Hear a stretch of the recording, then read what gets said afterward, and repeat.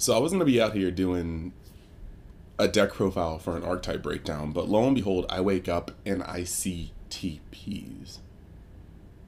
So let's get it.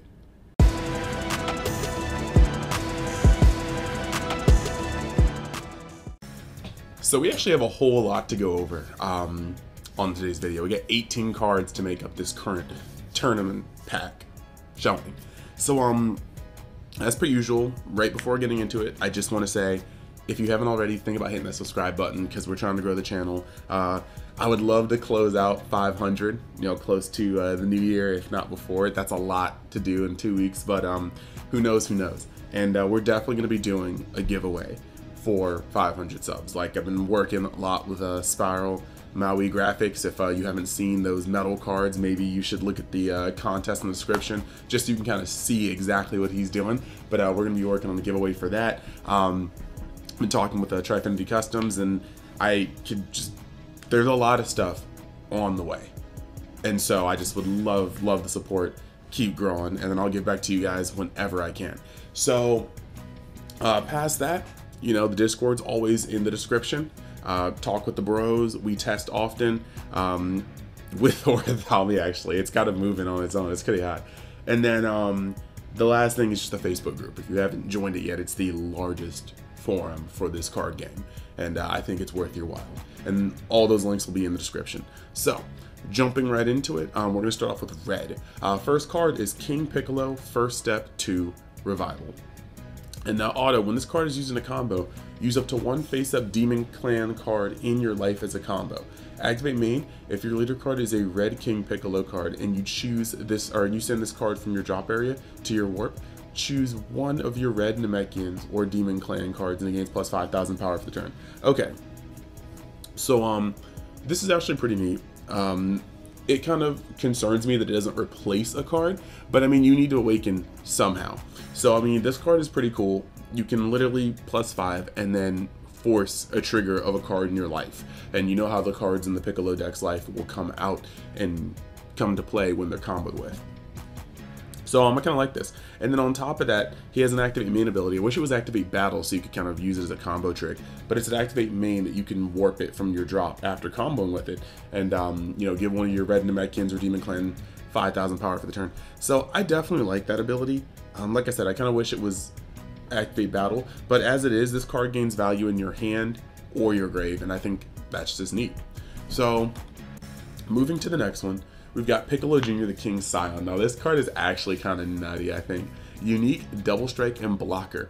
It is a counter attack, and permanent if your leader card is a red King Piccolo card and you have a red Unison card with a specified cost of 2 in play, you can activate this card's counter skill from your hand without paying its cost. Okay, so this guy is unique, so you can't just windmill multiples on board, but at the same time, this dude definitely allows you to have an extra, like, he can negate an attack, and then essentially he negates 2 attacks, or he draws out a kill spell while negating attack, because he comes to the board, he's tapped, so your opponent has a chance to crack at him.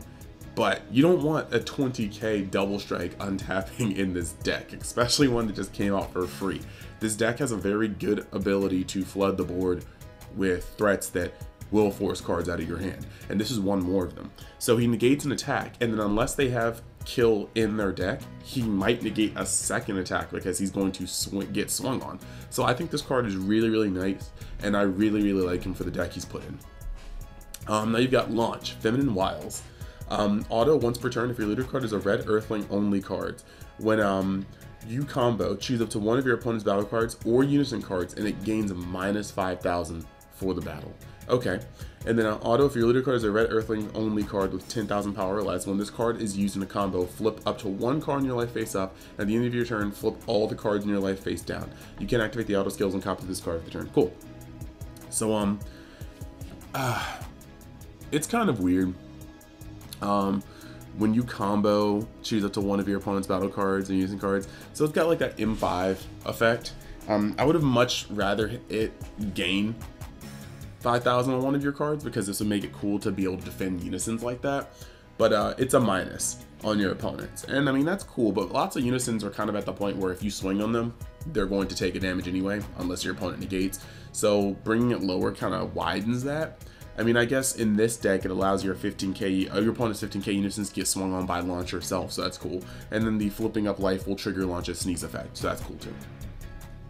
Now this card is nasty. We've got Tapion, Savior from Another Time.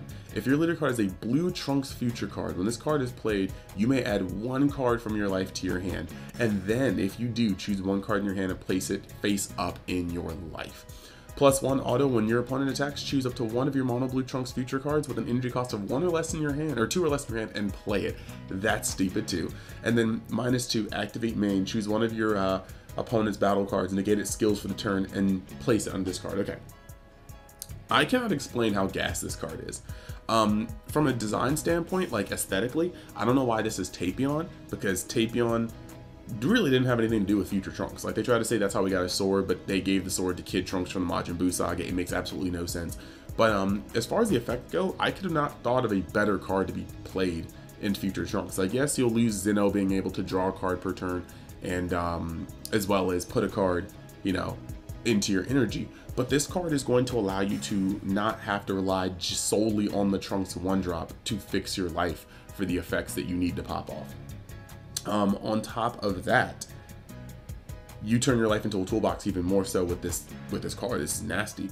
And then the fact that it's +1 can cheat the 1-drop in, and it doesn't negate the effect. That's tight. It can also cheat some other cards in, but that's another talk for another time. And then you got it's -2. Activate main, choose up to one of your opponent's battle cards and negate its skills for the turn, and then place it under this card. So unless the card has barrier, you're going to be Gucci. If the card has a leave the field effect, no.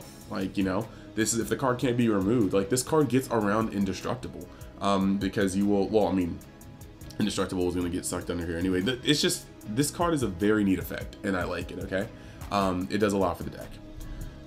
Now you've got Son Goku and Vegeta Sand Synergy. Counterattack, negate the attack, then play this card in rest mode. Auto, if your leader card is blue and you place this card into rest mode at the bottom of its owner's deck, when your opponent attacks a leader card, choose up to one of your opponent or your leader cards and it gains 5,000 power for the turn. So this card will Sensu. And the important part that people should get about this card is that I feel like this is a lot like the Demon Piccolo card. This card is going to draw out not 1, but 2 attacks. You are literally going to be able to negate an attack, and then your opponent has to remove this card or send their next swing to this card if they're attempting to go for a game. Because if they swing at your leader and try to ignore it, you will put this card at the bottom of your deck and get a free Sensu effect. So that's actually absolutely wild. In fact, there are some cases like it. This card is a very good card, I think. I like the cards that, like I said, gain effects in multiple instances of the games, whether you're doing something on the hand and in the grave, whether you're doing something from the hand and on the field. This card it's going to soak up an extra attack for no reason. Now you got Veku the Unpredictable. More like Bandai the Unpredictable, because I don't know why this card got printed. Like, for the life of me, I don't understand this card. 5-drop. Permanent, this card can't be used in combos from battle areas, and then at the start or end of your turn, your opponent gains control of this card. So, I mean, start of your turn, you give it to your opponent. At the start of their turn, they give it to the opponent. This card is made so that even if you play it mid-turn, you're going to give it to your opponent. You're going to pass it back and forth, and you can't combo with it. Alright, I mean, like, there's probably some big brain thing I'm not saying. I just look at this card and I'm like, excuse me. Like, help. It's got that 1001. Yeah, we're moving on. Antidimensional Slice. 2 blue, activate battle. Choose up to one of your evil incarnate cards and gain plus 15k power. Then play up to 1 blue evil incarnate card with an energy cost of 2 from your drop area.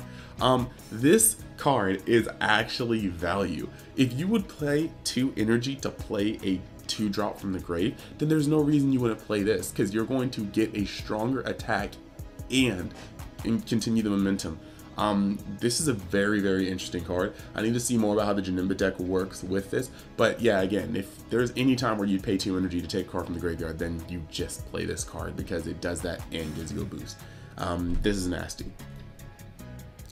Now you got and also while we're still on the card, the fact that this happens, activate battle, changes things because your opponent always assesses when to use negates based on the board state at hand and what they know of your grave and your field and your hand. So it's like you swing and they choose to negate and this doesn't work, but they swing and they count all your things and then your options and you go, okay, well, I'm not gonna negate. And then your opponent plays Antidimensional Slice. Bang. They're changing up the landscape of the game after you've already let it go through, and that's always gonna add another layer to strategy. So this is pretty crazy. Now you've got Lord Slug Return to Life. Auto, if all your energy is mono green, when this card is played from your hand, you and your opponent draw one card. Then you choose up to one of your opponent's battle cards and KO it. At the end of the turn, your opponent chooses up to one card in their hand and places it at the bottom of their deck. Alright, we're going over it. I hate this chooses up to one card. They can just say 0. Punisher effects are so bad. You're like, unless both ends of the punish are very, very good, your opponent just gets to choose the best effect for them, which is lightly keeping the extra card you gave them and then just moving on. You've got Surprise Attack and Gila.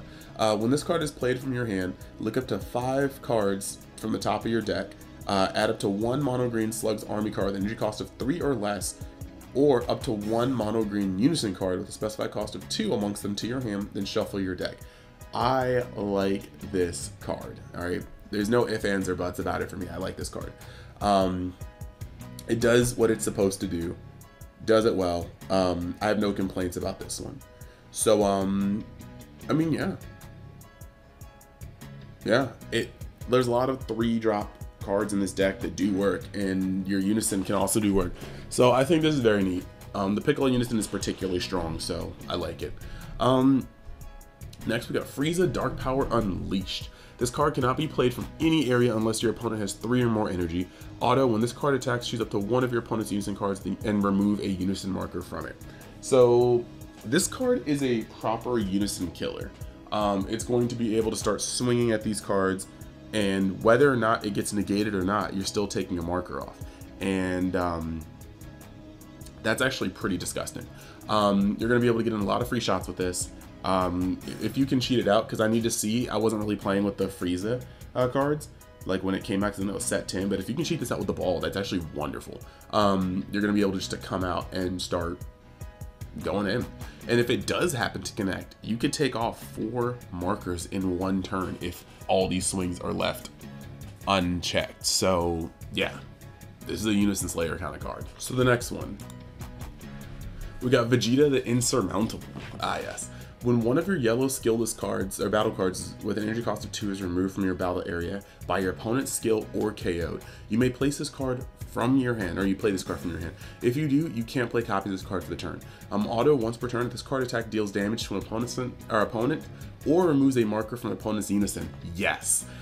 Play up to 1 skillless battle card with 15,000 power or less from your drop area, or sorry, 15,000 power flat from drop area. So this is actually really, really cool. So I mean, your Unison, if I say your Unison, your vanilla gets killed. This guy comes down for free. And then he doesn't even need to do damage to the person. Like, if they're wide open, by all means, shoot for it. But if they're not wide open, you can swing with their Unison. And as a 15k, very few Unisons in the game are just going to be able to shirk that. So at this point, they need to burn a negate, or you will just plop your Goku or your Vegeta back on the field. And this has taken no energy whatsoever, so you can still EX evolve them into their Super Saiyan Blue counterparts. This card is great because you could take a whole, like, you could have one field, and you could have one skillless card on the field, they destroy it, and this card comes out and can rebuild you that hand. I actually very much so like this. It's just a very, very, very solid card for the deck, and it extends your plays. There's not much else I can say about that. Now you've got Master's Aid Whis. It's a 1-drop. If your leader card is a mono yellow card and you add 1 card from your life to your hand, when this card is played, play up to 1 yellow skillless battle card with a 15,000 power from your drop area. Okay, so this is an early game card, but if you've already comboed the 2k, if you swing with leader and combo the 2-drop, then play this card, you take a life, replenishing the card you just comboed. I mean, you do kind of, it's not really break even because you do play this card, but you are going to be able to play that 2-drop and then start your stuff. And then again, like you play that 2-drop and you swing, and let's say they kill it, and then you got that other TP Vegeta in hand, and he comes down. This changes the landscape of this deck. You got some cards that start your combos more easier. You've got cards that help you recover from destruction. They may seem insignificant or small, but from a archetype standpoint, that's actually a very, very good like filling of these cards. Next, you got Omega Shinron, the Ultimate Shadow Dragon, unique triple strike, activate main, yellow. If your leader card is a dragon card, Shadow Dragon card, and you have 3 or more energy, you can send 7 mono yellow Shadow Dragon cards from your drop area to your warp. Draw 1 card and then play this card from your hand. Okay, I don't know why they needed this, but apparently now for 1 energy, you can play a 30k triple strike.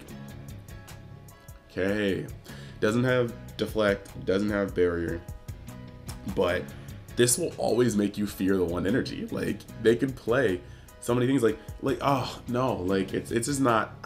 It makes me upset. They didn't need this card at all, but they got it. So from now on, you do have to fear being tapped out and them having 1 energy up after you thought that you deflected every single attack they can do per turn. Like, could you imagine surviving an entire tap 6 Sin Shinron turn on their turn 7 just to see this guy come out at the very end? Okay, awesome, because I didn't want to imagine that either. Then you got Nova Shinron Fair and Square. Unique EX Evolve, Nova Shinron with energy cost of 2. Now, when this card is played, choose up to 1 Ice Shinron card from your deck, hand, or drop area. Play it, then shuffle your deck if you look through it. That's actually pretty neat. You're adding a body onto the board without anything else. Sorry, sometimes we too forget what things do.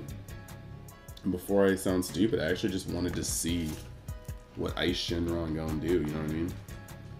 So he's a counterplay, discard this card from your hand. Okay, so it's actually not this guy, everything he does. Everything this guy does is happening from the hand, so never mind. I hate this card. We're moving on. Yeah, nah. Now we've got SS3 Gogeta Martial Melee. Alright, Double Strike. I'm glad something in this deck has Double Strike. Union Fusion 3, that makes me less glad. This is kind of thick. A 3-drop in that deck is kind of thick. Permanent, you can warp from the, or you can fuse from the warp zone, cool. And then you've got activate main once per turn, place 1 Son Goku Zeno with 5,000 power and 1 Vegeta Zeno with 5,000 power from your drop area to your warp. Switch this card to active mode, so this is a payoff for your fusions. He can swing twice with Double Strike, but he doesn't have barrier, and so that's kind of scary.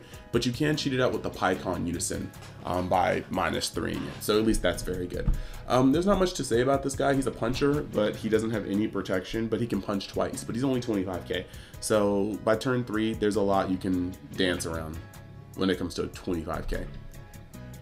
Now you've got Gohank's Apocalyptic Future, unique. Activate main, send 1 Son Gohan Zeno and 1 Trunks Zeno from your drop area to the warp. Play this card from your hand.